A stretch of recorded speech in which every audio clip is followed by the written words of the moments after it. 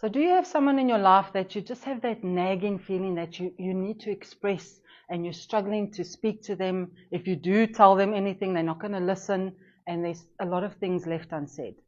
This video is all about releasing that, opening the throat chakra, and doing some healing. So I just want you to gently close your eyes for me. And I want you to picture that person, visualize them standing in front of you now. And now this is a nice, protective, safe space to speak to their soul.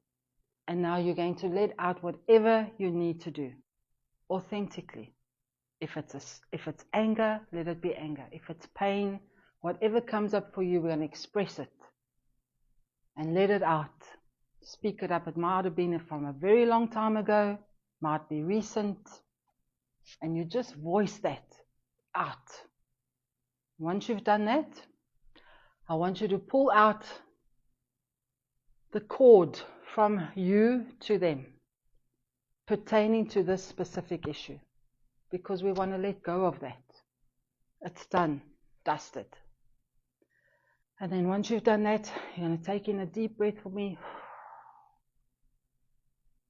And then please head to part 2 for the second half of the healing.